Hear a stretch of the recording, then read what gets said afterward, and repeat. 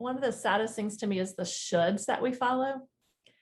And I think, I just encourage people to say, what are the shoulds that I'm following, but where did they come from? Are those good sources of information? I should please everybody. Really?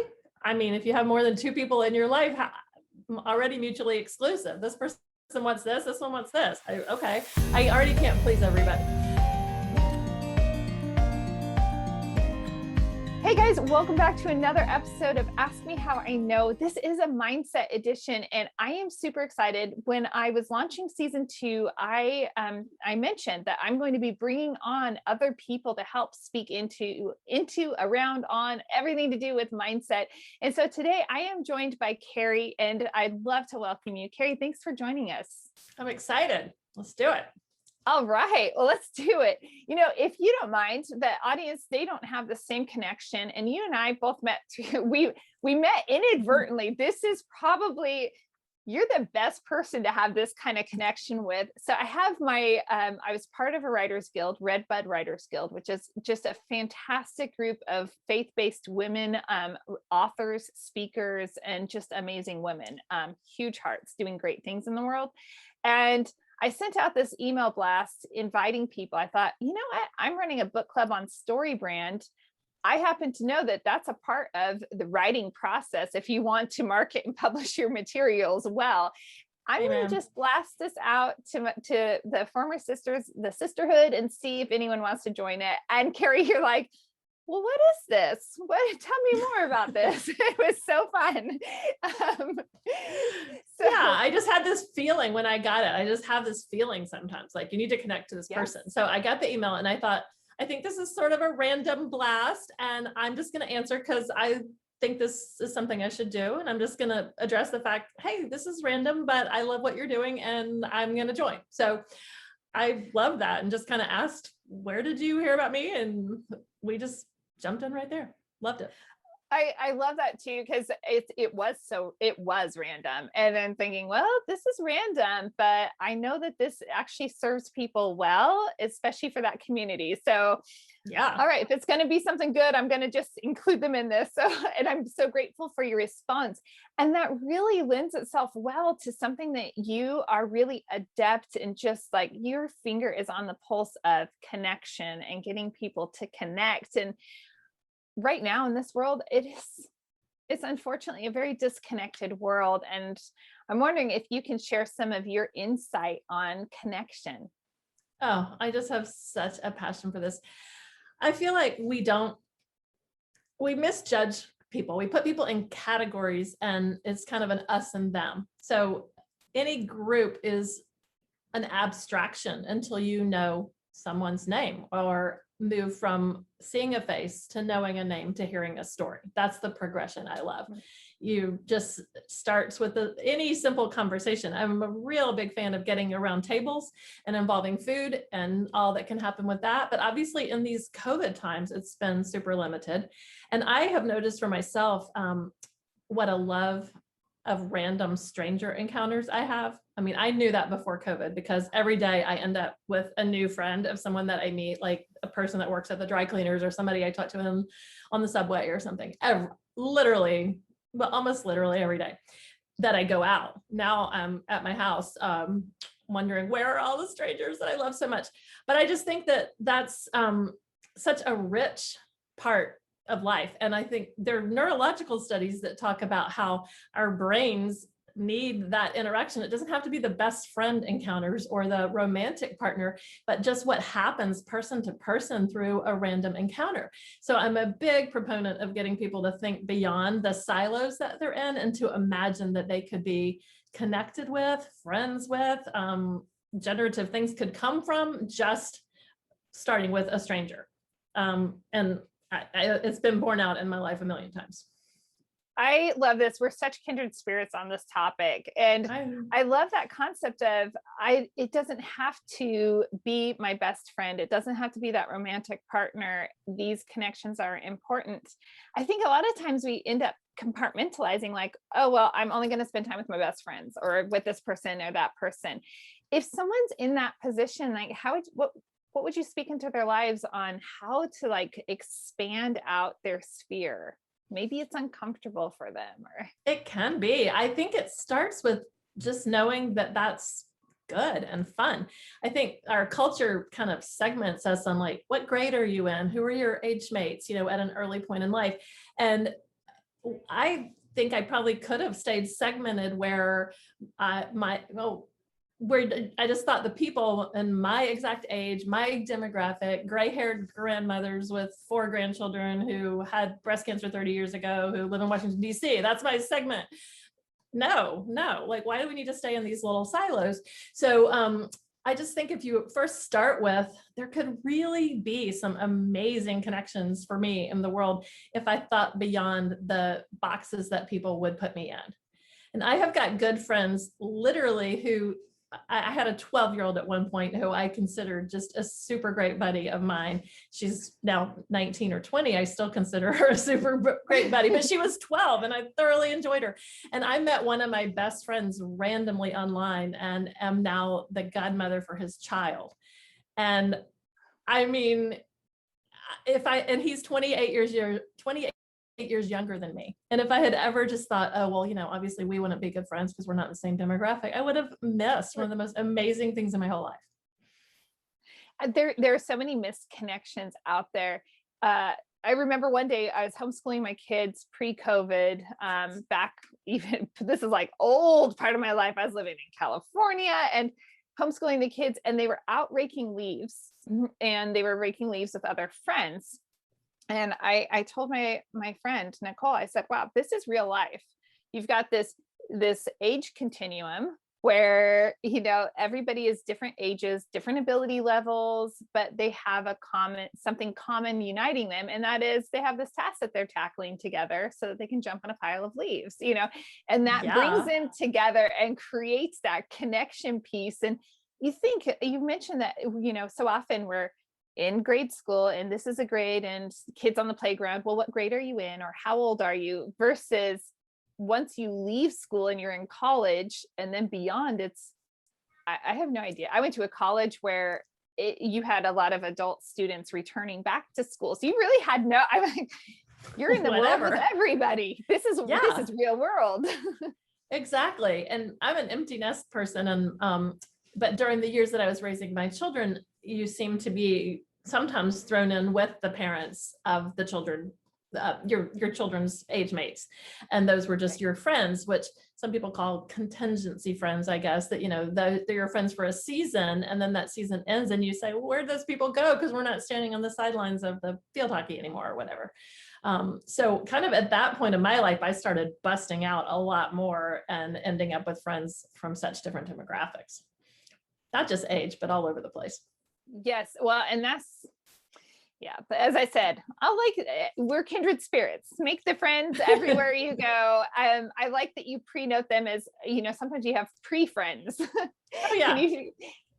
They're just on the way to being your friend. Anybody. I mean, yeah, absolutely. I expect to have new people in my life all the time because they're just people coming in pipeline of all different sources. And I just enjoy a wide variety of people.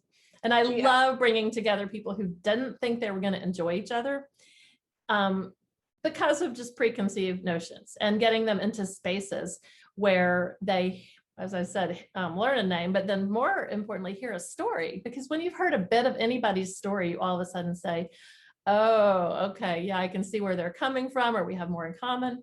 So I love watching those little things happen in a room where you just literally can see something change in somebody's eyes or in their just in their face, going from to yeah.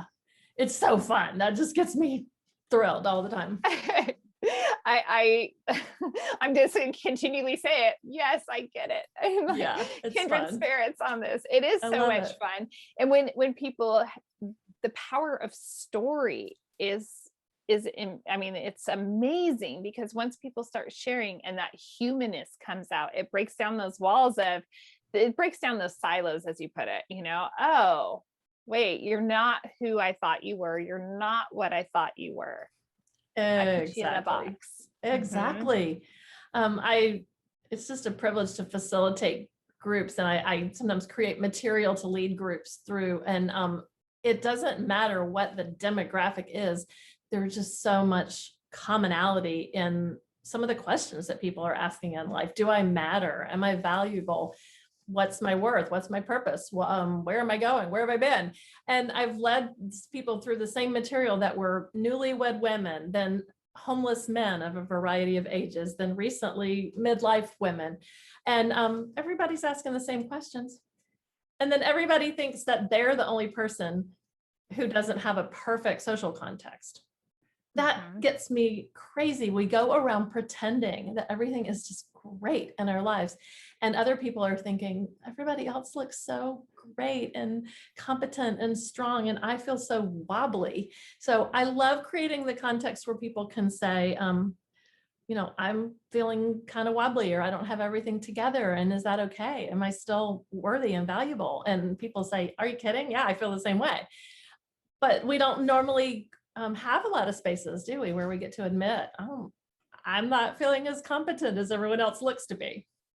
It's interesting. I feel it seems like there's this breakdown right now that's taking place where there's the pushback against that. Like, no, we want you to be authentic and genuine, and we want to. And the pendulum is always kind of swinging a little bit. Definitely coming away from the having to be so put together all the time.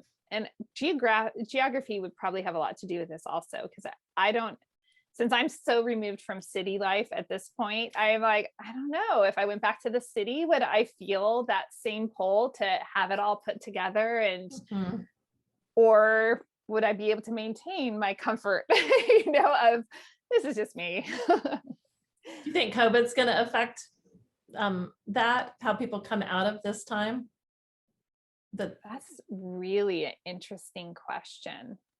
I'm wondering if people be more empathetic and compassionate to each other, just by nature of, oh, I didn't realize I missed you. I missed you so much, stranger. Exactly. What do you think? Well, I think that it's been a purifying time, and that people have taken a look at, all the things that I was doing, how much of that was totally necessary? How much of that has earned its keep in my life? Because we were on autopilot with so many things, and all of a sudden I hear a lot of people right now, as we're starting to edge out a little bit, saying, I'm almost a little bit nervous about the things that I realized I could do without. And maybe, having to look all cute when you go out somewhere is one of those things. It's like, we did fine not even wearing decent pants or shoes for a year, like maybe we can go out in public that way and someone could actually see that we're in sweatpants. I don't know, might be fine. Yeah. The ideas are going to shift. It will be really interesting to see. What would you say to people with their identity? I love that you were talking about, I am a believer in this. We are not snowflakes. We have our individual unique blueprint that makes us, that we're created with. And yet we have with the same struggles, like the struggles are common to man, the concept of who am I? I mean, philosophers have been doing this for all of time. Who am I? Do I matter? What's my purpose? What's my meaning? And you're talking about facilitating these groups. How would one of my listeners kind of help edge them towards that understanding of unearthing that for themselves? Wow. Well, I'm a big believer that when we were children, we had an instinctual gut knowledge of who we were. I mean, we didn't go around saying, I wonder what I should do today. I wonder what I'm good at. I mean, just think of play and how you just busted out the door and did whatever you did. That it's fun to get adults to go back and do some of those things that they did as children. I recently gave an assignment to people. Think of something that you just geeked out on when you were a kid, or just thought was so fun, and go do it again. And one woman picked math problems, trigonometry, actually. And that wouldn't be everybody's thing to go back to, but she had forgotten how much she loved that. And she just spent some time just doing problem sets, and just thought that was so fun. Or somebody who used to build all the time with Legos, or never climbed down from the tallest tree, just was always found at the top of the tree. I mean, these are clues. And I think everyone has these clues in them. And I think life just kind of beats it out of us sometimes. Mm-hmm. I mean, one of the saddest things to me is the shoulds that we follow. And I think, I just encourage people to say, what are the shoulds that I'm following, but where did they come from? Are those good sources of information? I should please everybody. Really? I mean, if you have more than 2 people in your life, already mutually exclusive. This person wants this one wants this. Okay, I already can't please everybody. I should look great all the time. I should be polite. I mean, these are subcultural things. I'm from the South. There are certain things coming from the South that we were supposed to do. Might be different in a different part of the country, but they, so I love that, just to encourage people to say, what's the source of information I'm hearing in my head? And is it reliable? Is it something I want to actually follow? Because we actually have a lot more freedom than we think that we do. And then to go back to, what did I love to do when I was a child? And why did I stop if I did? Was it a should? I mean, can you think of anything like that in your story where? That can be a really powerful question and very terrifying for some people, depending on what their circumstances were. And when you were talking about this, I was thinking, like, I just need to go out and start digging in the dirt. That's what I was. I would make these little paths in the dirt and fill them with water and build bridges. And, Have you tried it in a while? I haven't tried it in a while. I happen to live on a quarry, basically. So I'm like, it's not conducive for digging so much, but I think I need to, next time I get to the beach this summer, spend some time digging in the water with, sand with my daughter. Seriously, it's so fun to go back to something that was just your thing and just see how it feels as a grown-up and remember that part. I used to love to spy on people. No, go ahead. Oh, no. I have to hear about this. Well, did you ever read Harriet the Spy? Do you know that book? I know that book, but I never read it. Okay, well, I'm pretty obsessed with it. And I reread it every year as an adult to kind of tap into who that person was. When I was 10 and I discovered this book and thought it was the greatest thing ever. But it was a precocious little girl in New York, and she had a spy route and went around and observed things and then wrote about them in notebooks. And the book had a theme of how much of the truth should we tell to other people and to ourselves. Where do we admit the truth? And so I decided to be like Harriet, and I went around and spied, and I had a little route, and I wrote down what I observed. And occasionally I would publish a newspaper that I would put out with circulation of 1 or 2, because I had to type each one on notebook paper. And I would write in there what I had observed on my spy route. It wasn't always appropriate, because some of it I had learned at the dinner table, like somebody was getting a divorce, and I might, have heard that and type that up. But mostly it was just observations. And I realized that's what I like to do now. I don't write about people in that way, but I love to wander and explore. And if I'm not wandering and exploring, my soul is diminished. It's just part of me. I need to just go out and say, I'm just going to look around and see what's happening and observe it. And if not write about it, at least record it in some way. I did it this morning. I'm in New York, and I wandered, just taking pictures, expecting to just learn from the streets. So fun. That's really interesting that what you loved as a child is something that you have found that common thread into, who you are throughout your lifetime. Because sometimes we don't keep everything for a lifetime. Sometimes we have these shifts, but there are definitely those areas, those elements that just run, like a vein through a quarry. Yes, it's true. So, I mean, I just encourage people on that, because you were asking about blueprints. I just, I think of how just little kids just say what they're thinking and just bust out the door and do what they want to do. And that spontaneity gets so lost, doesn't it? In later life, we overthink it, rethink it. Should I say, should I do?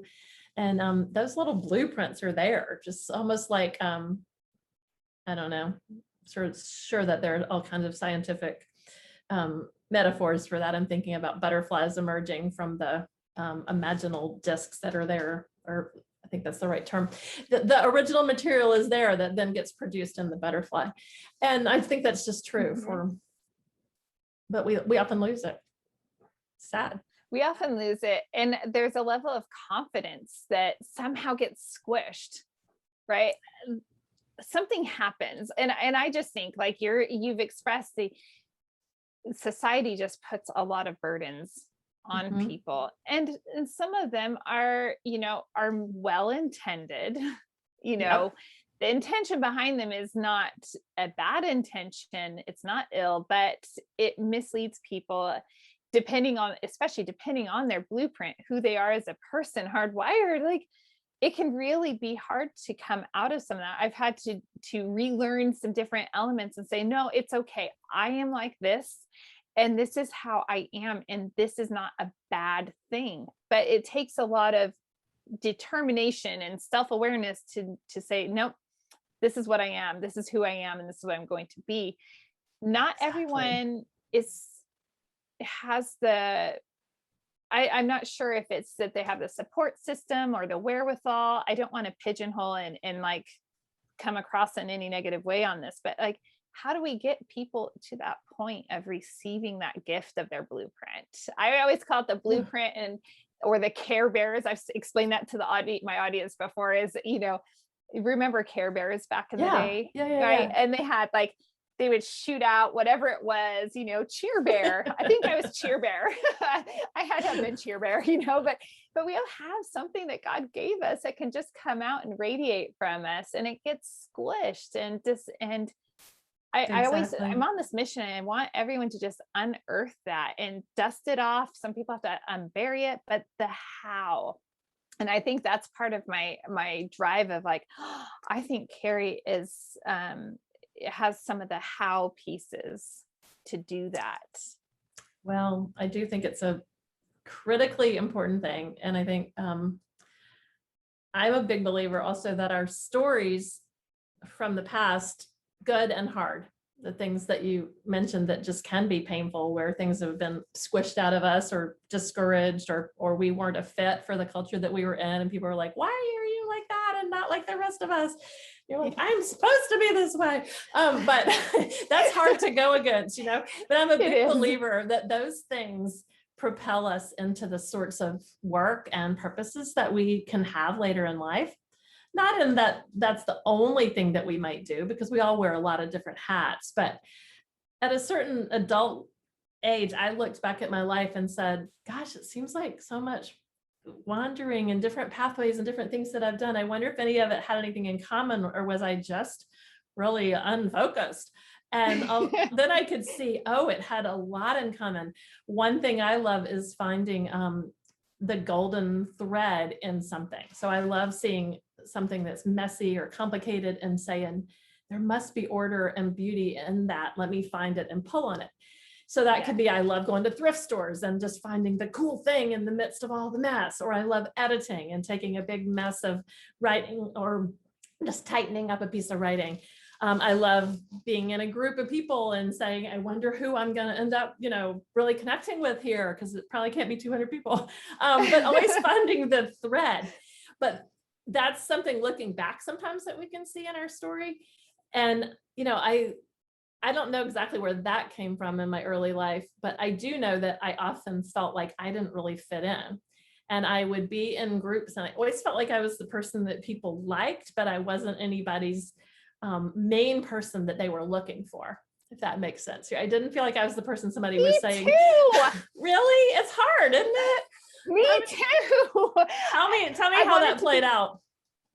Well, let me ask you this, let's go down this rabbit hole, because I wanted to be friends with everybody. I'm like, well, I can't be confined to this one group of people. Like, yes, I love you. You're a great group, but look how awesome they are. And they're cool and they're cool. And so I couldn't just roll with just one. Exactly. So, and by nature of not being able to do that, I didn't have those like deep anchor friends that some people have. And I also never felt that deep connection that makes you feel, this is my tribe, I'm connected, because you're always you're part of it and they're accepted and you're liked, but you're not part of all the insider information. Exactly.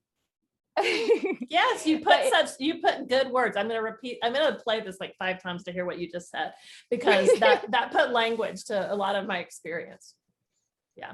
And I have now, and very, like I've said, we're kindred spirits, because I see now the golden thread of that in my life of, oh, but I bring people together. And because I don't just want to be with this one group of people, I am drawing different people together. And look, they come together and they like each other and they have these great moments. Oh, yeah. I mean, I kind of want to cry, because it's like, oh, that's what I'm doing. That makes sense. Okay. Yeah. Yeah. That's cool. And that's where that's interesting, because I don't have that Me Too very often on this part of my life. So I'm like, that's interesting. Oh, I get it. That was probably one of those draws. Exactly. Exactly. I love that. I mean, I've described it before as kind of being a border person, that I'm just on the edge of a lot of different groups. And there's something cool about that, but it was just a little bit lonely at times. And so it gives me this passion when I go anywhere. I can't stand that somebody's sitting alone if they don't want to be. If they want to be, great, I will respect it. And I can usually feel the vibe. If they don't, if they're fine, like, okay. But I don't know. I'll just always see the person and think we should go like invite them. And it's just, sometimes the people I'm with are like, we're fine. We got a crew here. We're good. And I'm like, no, but I can't even relax, because I can just tell that they just, and all it takes is one person crossing the room to say to somebody, hey, do you want to come on? Or even just body language. Like, I've heard people literally ask me, how do you include somebody that you don't know? And I'm like, one thing is your body language. If you can open up your group, just like slightly open your stance to even create something that they could enter the circle instead of all backs, and just like eye contact of like, hey, come meet, and then they're in. But I mean, have you been in these situations where all it took was one person to invite somebody to be part of something, and then their whole life changed? Because if one person who has some access invites somebody in, they're in. What a gift to be able to offer.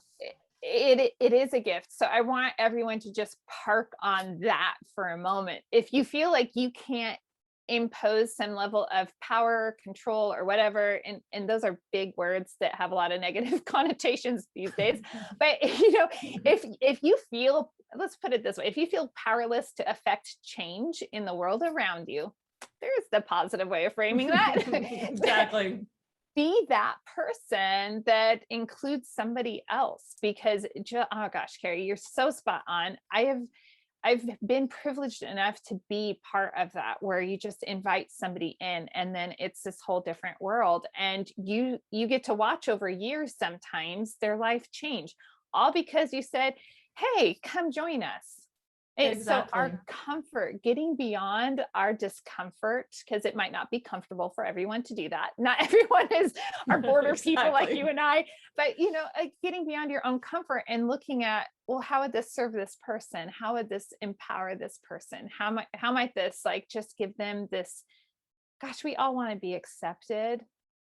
We all want to feel like we belong. And if somebody's alone, they're not feeling like necessarily, because I agree, people give off that energy of like, just leave me alone. I want to be alone. Sometimes I give that energy off. Sometimes I just need to be alone and recharging. Yeah. I'm reading my book and I'm not looking up. Yeah, exactly. But to invite those people in, it's so powerful. Yeah, it is. And the group will benefit. I mean, usually it's some cool person that then becomes everybody's, new favorite. I did hear, one time I heard about a guy who sold on eBay the right to be him at his own birthday party. Okay, did you follow that? So he's like, you can pay money and go and be me at my party. And somebody paid for it and everybody liked the new guy better. So that didn't go well. That was not good. All of a sudden, the first guy just started getting kind of marginalized and cut out of the group because the new John or whoever was just like super fun. So I don't know, be careful. Oops. That is really, really funny. As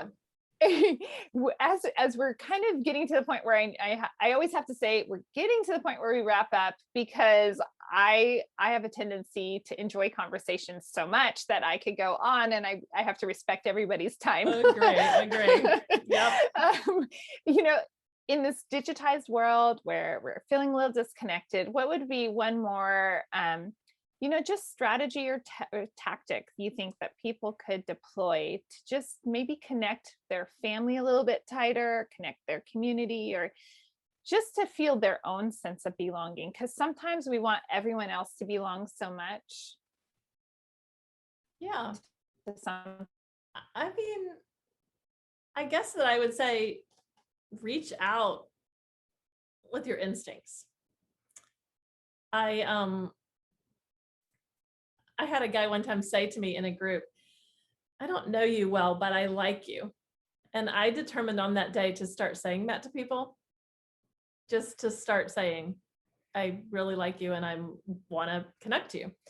Amazing audience. You know that I have my crazy rural internet, and we just lost internet in the middle of this recording. And so we're going to bounce back into our conversation and wrap things up. And I'm so excited that that we actually can be on the list now for Starlink and maybe get better internet. But anyhow, Cary, before anything else wild happens, what is the best way for people to connect up with you?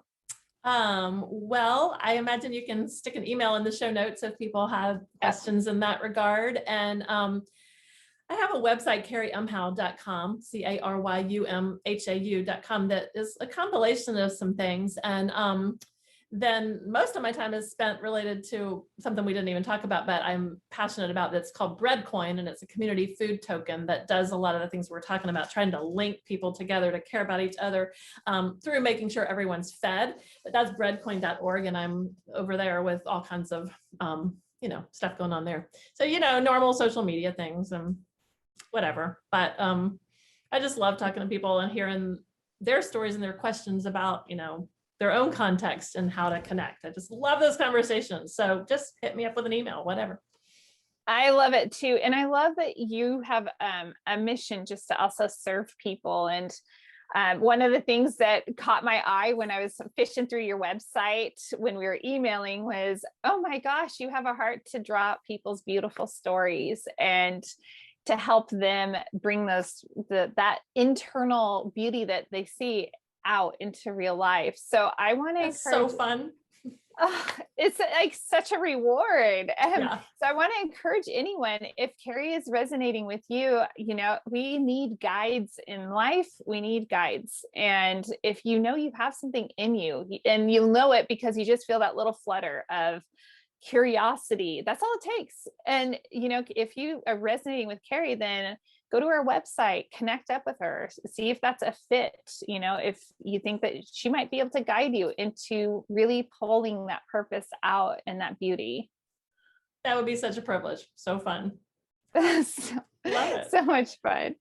Cary, I want you to know I appreciate you I'm grateful. I appreciate you, and I'm grateful that we're able to overcome my little internet debacle. Thank you so much. Bounced right back. And I loved meeting you in, I was going to call this real life. This is our real life these days. I loved meeting you in this real life off of email. So I hope we'll connect in real life sometime. I am very confident at some point our paths will cross in real life. Yeah, let's do it. Let's count on it. Well, thanks for having me on. I totally enjoyed it. So fun. Thank you so much, Cary. To all my awesome listeners, don't hesitate. Go and find your freedom. Thanks so much for joining me for another episode of Ask Me How I Know. This episode was brought to you by 3 Keys Investments. They are dedicated to helping people like you, you, my awesome listeners, develop passive income and legacy wealth through multifamily investing. Feel free to check out their website, 3keysinvestments.com, to see if there's an offering that will help your portfolio grow and meet all of your needs. If you haven't already rated, reviewed, subscribed, liked, all of those bells and whistles, I would be absolutely honored if you would do that for Ask Me How I Know. Thanks again, and go make it a great day.